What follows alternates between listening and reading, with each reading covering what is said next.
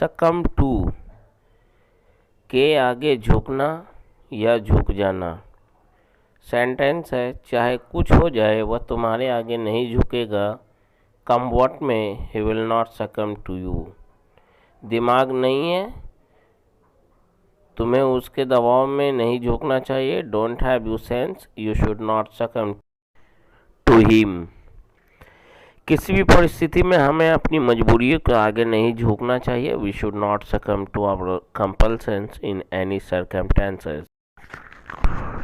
हमें समस्याओं के आगे नहीं झुकना चाहिए, बल्कि डटकर उन समस्याओं का मुकाबला करने के लिए तैयार रहना चाहिए। We should never succumb to problems or issues, rather we should be ready to face those problems or issues. The day ... is gone, इसका मतलब होता है दिन चले गए। स्ट्रक्चर है द डे ऑफ के बाद your, my, his, her. Day is gone मतलब दिन चले गए। अब तुम्हारे खेलने के दिन चले गए। The day of your playing is gone, now it's time for our children to play.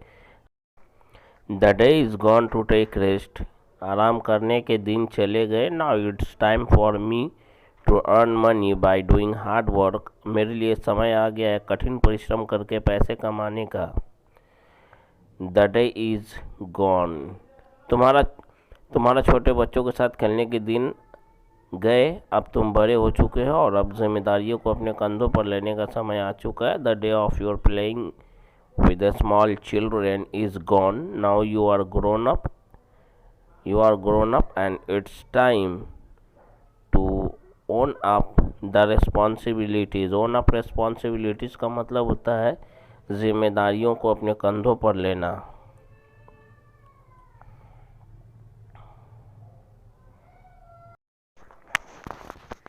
Stoop to any level, किसी हद तक गिरना।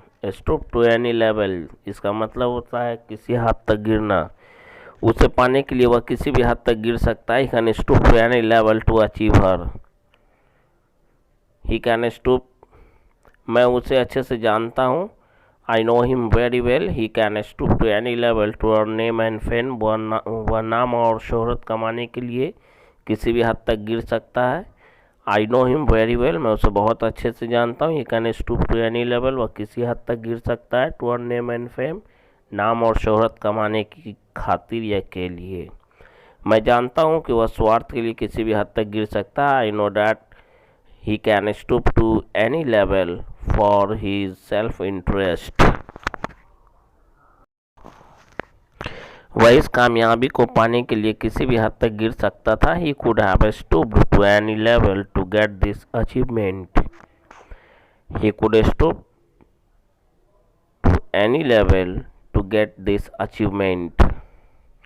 अगर वह किसी के साथ भी बुरा करने की ठान लेता है तो किसी भी हद तक गिरने को तैयार रहता है। If he determines to do wrong with anyone, he gets ready to stoop to any level.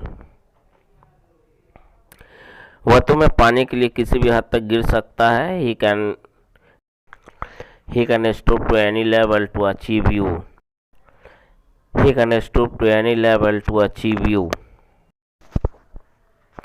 Determined to plus verb की फर्स्ट फॉर्म तब यूज करते हैं जब हमें बोलना हो ठान लिया या दृढ़ संकल्प कर लिया। देन सो बी इट का मतलब होता है तो ऐसा ही सही। मैंने ठान लिया, जब तक मैं अपने लक्ष्य को हासिल नहीं कर लूँ मैं अपने घर वापस नहीं जाऊँगा। I have determined I will not go back to my home until I achieve my goal.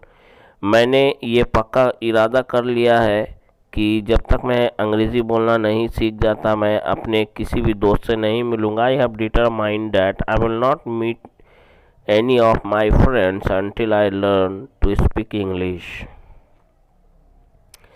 So be it इसका मतलब होता है तो ना सही।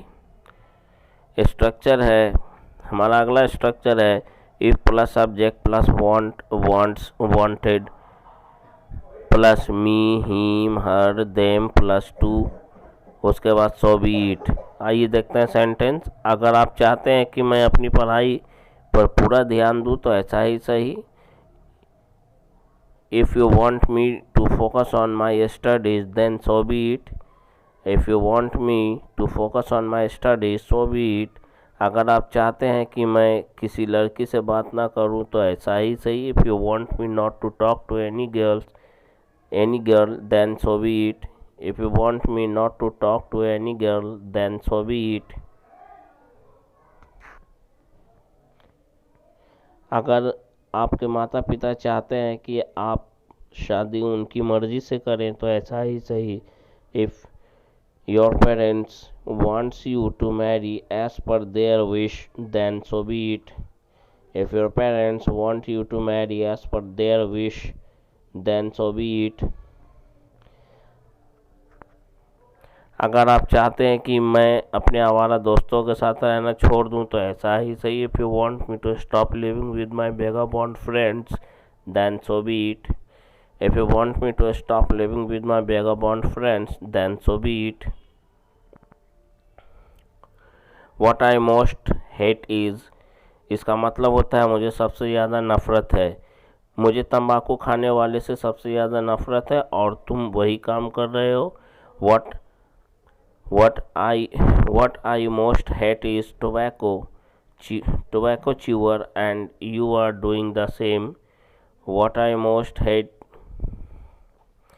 पता है मुझे सबसे ज़्यादा नफरत चुगलखोरी से है। You know what I most hate is backbiting. What I most hate is backbiting. तुम्हें पता है मुझे सबसे ज़्यादा नफरत गाली गलौज से। You know what I most hate is abusing. You know what I most hate is abusing.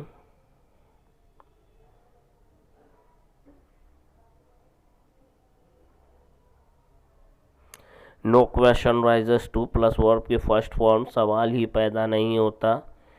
उसने मुझे बता दिया है, दोबारा बताने का सवाल ही पैदा नहीं होता। He has told me, no question rises to tell me again या to tell again. He has told me, no question rises to tell again. बोल दिया तो बोल दिया, स्पोकन इज स्पोकन। दोबारा फैसला बदलने का तो सवाल ही पैदा नहीं होता। No question rises to change the decision. Spoken is spoken, no question rises to change the decision. एक बार मैंने हाँ कह दिया, अब ना कहने का तो सवाल ही पैदा नहीं होता। वंस आई सेड यस, एक बार मैंने हाँ कह दिया। Now no question rises to say no, अब ना कहने का सवाल ही पैदा नहीं होता। Once I said yes, no question rises to say yes. एक बार जो मैंने कमिटमेंट कर दिया तो पीछे हटने का सवाल ही पैदा नहीं होता। The commitment once I made, thereafter no question rises to retreat back. Retreat back का मतलब होता है पीछे हटना। बैकआउट का मतलब भी पीछे हटना या मुकरना होता। बैकआउट भी लिख सकते हैं, बोल सकते हैं।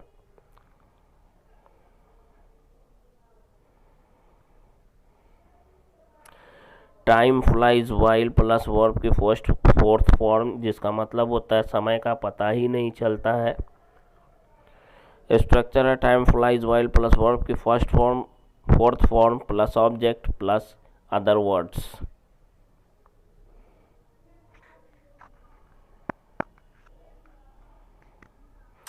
मोबाइल पर तुमसे बात करते हुए समय का तो पता ही नहीं चलता है। Time flies while talking to you on the mobile. Time flies while talking to you on the mobile.